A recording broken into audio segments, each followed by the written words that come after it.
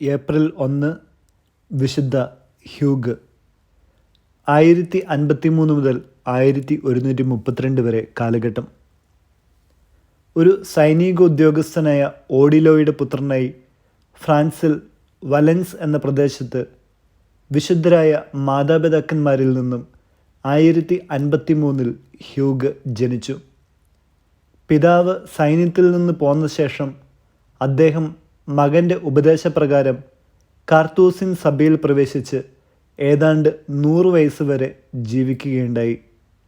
അമ്മ സ്വഭവനത്തിൽ പ്രാർത്ഥനയിലും ഉപവാസത്തിലും ദാനധർമ്മത്തിലും ജീവിച്ച് മകൻ്റെ ശുശ്രൂഷകൾ സ്വീകരിച്ചാണ് ദിവംഗതയായത്.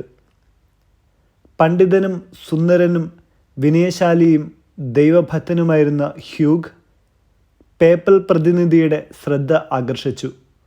താമസിയാതെ അദ്ദേഹം ഗ്രനോബിളിലെ മെത്രാനായി തിരഞ്ഞെടുക്കപ്പെടുകയും 7-ാം ഗ്രിഗോറിയസ് മാർപ്പാപ്പ റോമിൽ വച്ച് അദ്ദേഹത്തെ അഭിഷേചിക്കുകയും ചെയ്തു.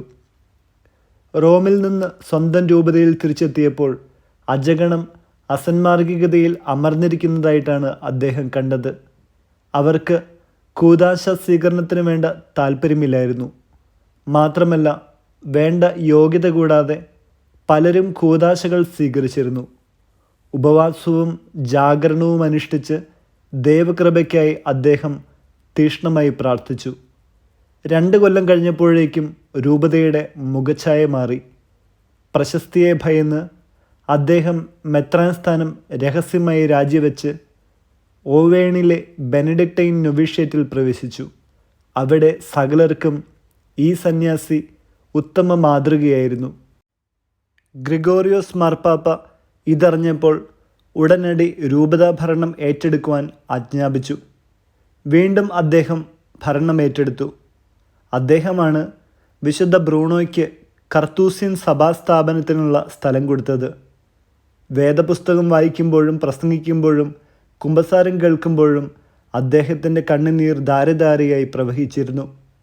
പാപം ചെയ്യാത്ത അങ്ങ് ഞങ്ങളെപ്പോലെ എന്തിനു കരയുന്നുവെന്ന് ഒരു അനുതാപി ചോദിച്ചപ്പോൾ അദ്ദേഹം പ്രതിവചിച്ചു, മായാസ്തുതിയും അമീത സ്നേഹവും മതിയല്ലോ ഒരാൾ നശിക്കാൻ.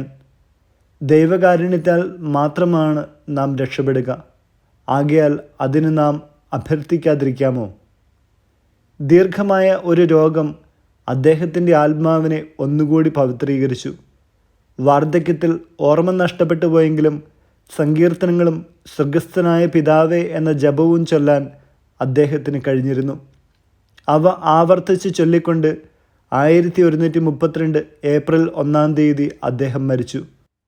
ബിഷപ്പ് ഹ്യൂഗിൻ്റെ വിയോഗത്തിൻ്റെ കേവലം 2 വർഷത്തിന് ശേഷം 1134 ഏപ്രിൽ 22 ഇന്നസെൻ്റ് രണ്ടാമൻ മാർപ്പാപ്പ അദ്ദേഹത്തെ വിശുദ്ധനായി പ്രഖ്യാപിച്ചു. വചനം എസെക്കിയേൽ 3:19.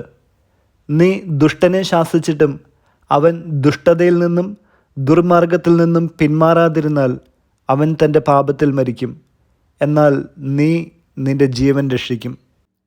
വിചിന്തനം: ഈ ജീവിതം നമുക്ക് നൽകിയിട്ടുള്ളത് കരയാനും പ്രായശ്ചിത്തം ചെയ്യാനും വേണ്ടിയാണ്, അലസ സംഭാഷണങ്ങൾക്ക് വേണ്ടിയല്ല. വിശുദ്ധ ഹ്യൂഗിൻ്റെ വാക്കുകൾ.